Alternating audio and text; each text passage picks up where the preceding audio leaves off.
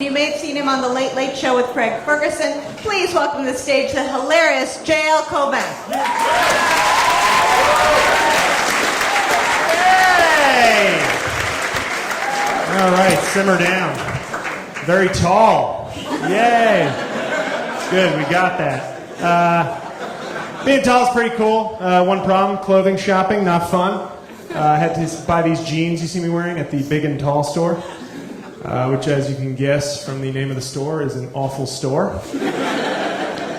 Didn't want to put too much thought or caring into the naming of the store, so they just stuck with physical description of customer, which is nice. Yeah, apparently they were thinking that, oh God, we got to name the store. I almost forgot. Yeah, how about obese and awkward? Because that's who's shopping here right now. Too mean? Okay, Big and Tall. We're done. We're done here. No, it's a terrible store. Most of you look like normal folk, so you've probably never had the pleasure of going to this circus. But it's bad, because when you walk in, they start blaring the theme music from Jurassic Park right away, so that's quite empowering. And it's just a weird place. It's a weird place. It's as if you've walked into a funhouse mirror. Everybody is either really stretched out tall or stretched out wide. You know, I feel like one of the blue dudes from Avatar hanging out with a bunch of South Park characters. Very strange. And you'd think the tall guy would be the king of the Big and Tall world, right? You'd think that, but you'd be wrong. We're actually the lowest class of citizen. We're the Garfunkel of the Big and Tall. Because you walk in and no problem finding a pair of 60-inch waist jeans. They've got about 300 of those. So the bigs have it made. Meanwhile, me, Herman Munster, and Lurch have to fight over the one pair of 36-inch inseam jeans, which is fun. But the one thing about the Big and Tall store is it's only for men, right? That's the fun part, because men apparently don't have feelings. Which is sweet, because you never find a big women's store named as a physical description of the customer, right? No, because women won't really like that, will they? You know? So they have Lane Bryant, right? Lane Bryant, the Nike of big chick stores. Nobody really put too much thought into that one. The initials of Lane Bryant are LB, but apparently most of those women have looked past that. But if you've ever seen an ad for Lane Bryant, they're fantastic. It's a very empowering store, unlike my store. You know, the ads for Lane Bryant are fantastic. You watch them, you're like, oh my God, I wish I was a big chick. Look how fun and full of sexiness their lives are. Yeah, and the ads cut right to the chase. They're just like, you're big and you're sexy. And you probably do more stuff in bed than those skinny chicks. So why don't you dress like it? Lane Bryant, because big boobs never go out of style. It's a good point, Lane.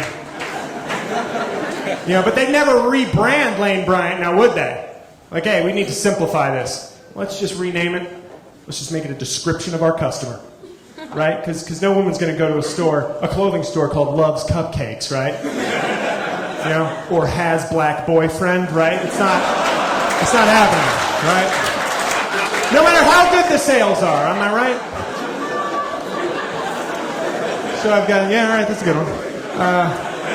So I've got a milestone coming up in my family soon. My dad turns 80 next month. Whatever.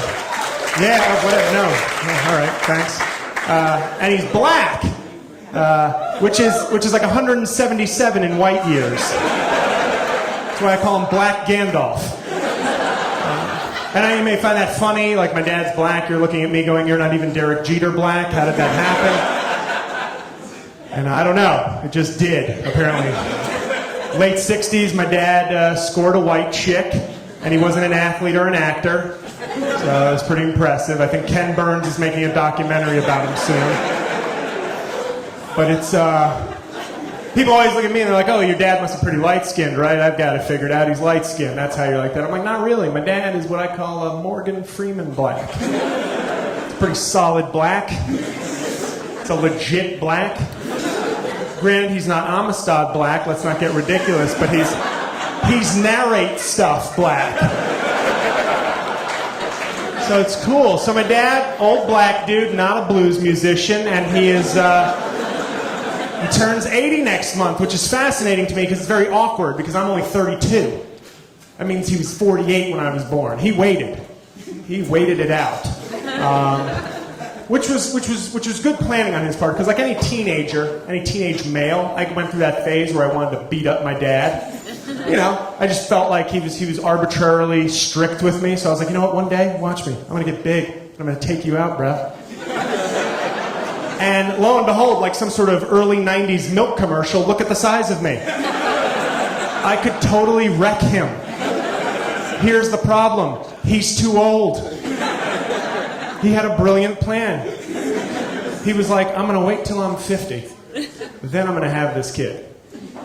Then I'm going to be a total dick for the next 25 years. Then when he's big enough to do something about it, and I'm pretty sure he will be, I will be at the mandatory retirement age for parent-child fights. So now I look at him, I'm like, you're too frail, old man. I can't take you out. Now I could go up and beat other people's dads up. You know, but that would make me a paper champion. I want to take on the real deal. And I can't, which is sad. And imagine I did. Imagine I did with a black dad. If I, looking like this, decided I wanted to beat up my dad, people would think I was terrible twice. They'd be like, oh my God, that's terrible. Why is that young man beating up that old man? So sad. Elder abuse. And why is that young man so racist? Why is that Sicilian beating up that poor Haitian man? What is this, a Spike? Are they filming a Spike Lee film here? What's going on? So before I got into the comedy game, I was an attorney, which is a terrible profession. But I saved up a lot of money doing that. So when I started my comedy career, I was able to fly to a lot of gigs. Now I've started to take Greyhound to more gigs. If you don't know what if you haven't had the pleasure of taking a trip over 5 hours on a Greyhound, it's kind of like the anti-Olympics. Every culture sends their worst representative to be on the bus. So it's pretty cool.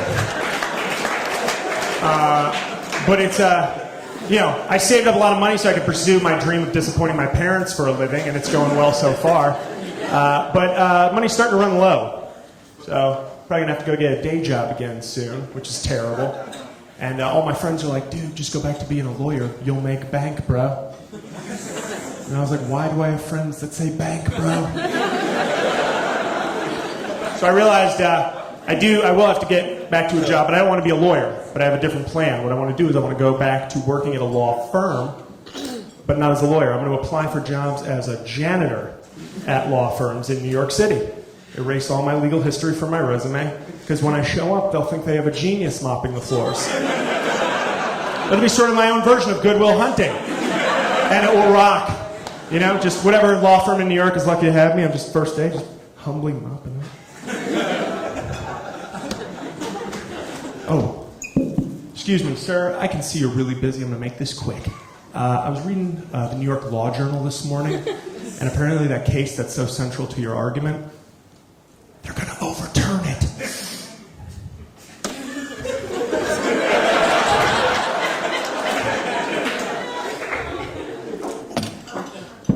Excuse me, sir.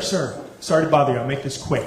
I was looking over the brief that you're writing. I know, way out of line. I'm just a janitor. But apparently footnote 40, you cite the wrong case.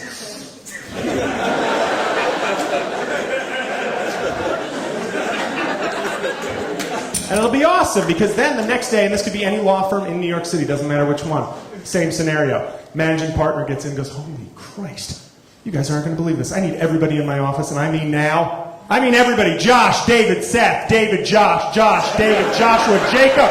Josh, can you get Joshua? Joshua, get Seth. Josh, David, Jacob. Josh and Kareem, get in here. You are not going to believe this, but I think our janitor was a shitty lawyer. Hey, you guys are fantastic. Enjoy the rest of the show.